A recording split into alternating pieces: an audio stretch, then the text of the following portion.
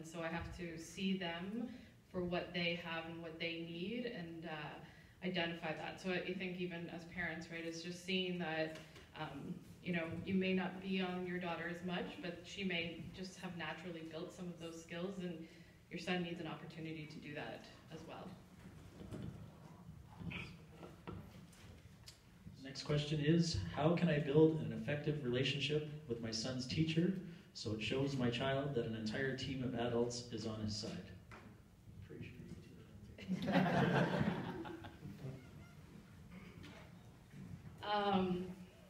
I think, you know, we've talked a little bit already about the importance of building a relationship. For me, I hope the first conversation we have isn't a parent-teacher interview. You know, we talked about this morning getting involved in the nights, like if there's a math night, parent council, a field trip, stopping in when you're picking up your child after school to have a quick conversation. I think that constant communication, and it goes both ways. You know, the parents contacting the teacher to let them know something's going on or something's going well, and then for the teacher to do it for the parents and to have that. And we talked about the report card this morning, and hopefully that's not the first time, you know, you're getting that large communication and knowing how your child's doing. But the more I can see your face or have a conversation even through messaging and things like that, then that helps us build that stronger relationship. You know, teachers are human beings and they judge. In fact, some people think that they get paid to judge, right? They A+. I've just judged your child. In math, they get an A+. So we at Kingsville Public School, I'm continually trying to help our teachers take a less judgmental stance and be more understanding and open to a two-way dialogue. So I'm going to take the side of the parent, because I am a parent. I'm going to take the side of the parent for a minute and know that when I walk into that meeting, I may have to model open, just keep my mind open and not judging and not coming with preconceived notions. I may have to model that for my child's teacher. And when I model that, it might sound like this. Mrs. Armstrong, how can we work together to help Gavin make better choices when he comes in the classroom in the morning? I'm showing Mrs. Armstrong that I want to work together. So it's the language that I use. That has been helpful for me as a parent. But as a principal, now taking the other side, I'm always trying to help my teachers model that for my parents too. How can we work together to help Gavin make better choices, Mrs. Cowper? And when the two people are working together, much like the other scenario, when the two adults are working together and they come to some agreement about how they're going to move forward for a child, differences are made. The opposite of that is that the teacher feels that they're not heard, the parent feels they're not heard. The parent spends more time with the child, so they just say, you know, don't worry about Mr. Richardson. He doesn't know what he's talking about anyways. You just keep doing what you're doing. Because I don't like him. Frankly, he was bad to your sister. He's going to be bad to you. This doesn't model a sense of understanding. And from the same respect, our teachers who have siblings, her brother was bad, she's going to be bad. We do not espouse that at Kingsville Public School. We treat all of our students as individuals who are creative and whole. Cool?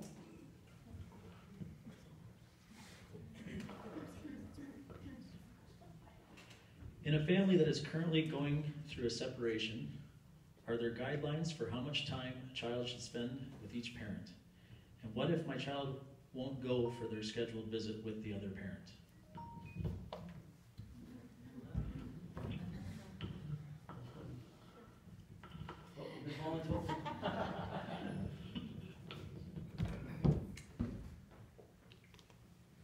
I'm going to be honest and say I don't know whether there is research for guidelines.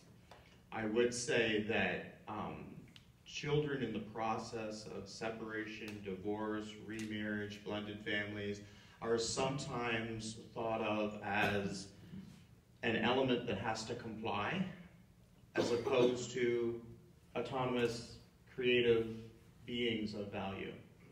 And going through a separation, divorce is horribly painful for everybody.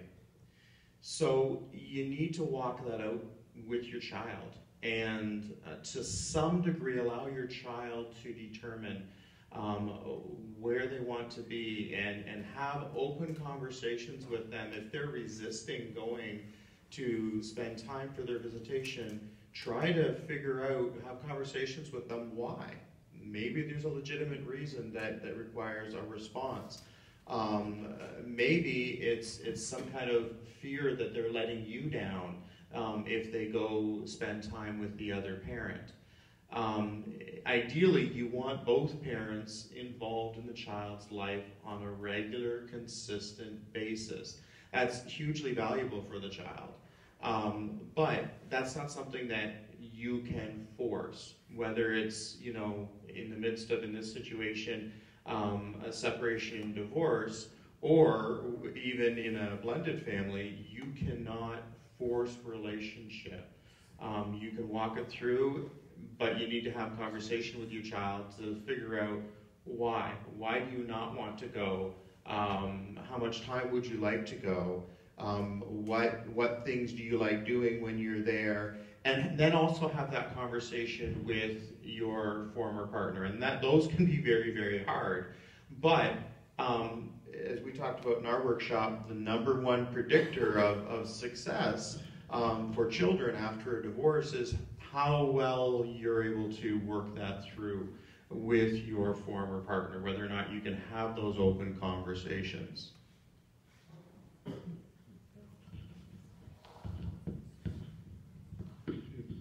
Make a lot of sense there, Mike. I think it's a very difficult question because there's so many possibilities. And I agree with Mike. A big part is finding out what's happening with this child while he or she doesn't want to go. As far as rules and this kind of thing for visitation, in my experience, not a legal expert, but if it's not set legally, then it's set by a agreement between the parents, and there doesn't seem excuse me, to be any sort of set standards because the cases tend to be dealt with individually. The part of the child not wanting to go seems to be the standout, and part of that can be how each parent is reacting to the other. As you may know, are you critical of the other parent? I think everyone knows by now you want to try and not be critical of the parent your child is supposed to be going to see, or in trying to keep them out as much of your flack. But unfortunately, there's Mike mentioned being able to communicate with the spouse, and there's a term I use called family health. If you're divorced or separated, going through that, and you cannot talk directly with your partner. I've worked with many families in that situation, and that either can be workable or it just is a very terrible situation where that parent has talked to a third party and that party talks to the other parent.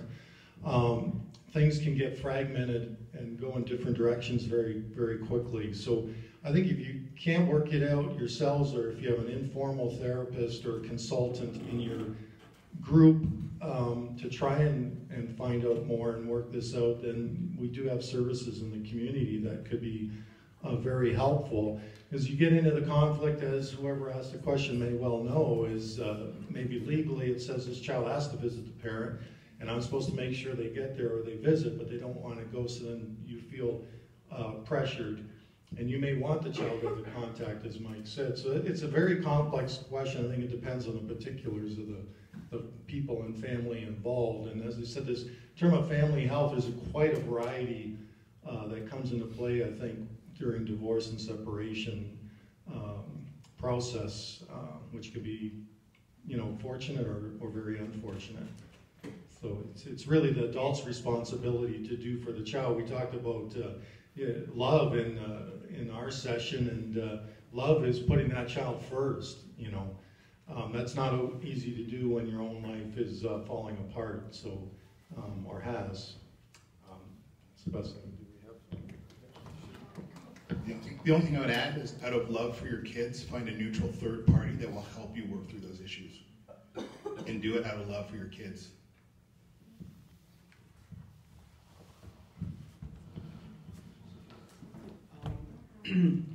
I guess in looking after yourselves in a situation like this, that this is a highly emotional time, and it's hard to make decisions from a place other than emotion when you're in that. There are resources.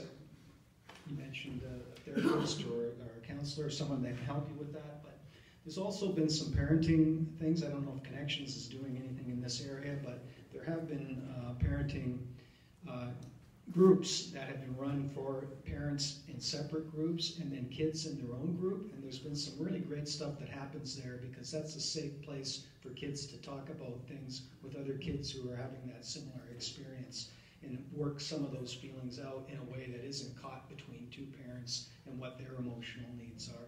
So I guess just look after yourself when you're in that circumstance, make use of what resources you can because it really will help.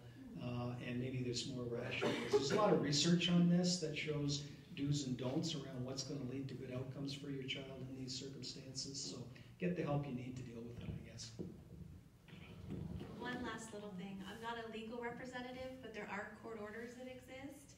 And as much as you want to have communication with your kids, you also want to be very careful that you're not breaching court orders because that can have damaging ramifications. So if that's the case, you might also want to be consulting with a lawyer around those technical pieces, as well as considering your emotional needs, their emotional needs, and engaging in conversations. Great, thank you very much. Like to put your hands together for our great speakers here and Q&A. I really appreciate it. Appreciate them coming out, taking the time out to come and speak with us all. Everybody's got some busy lives and that, so we really appreciate them coming out.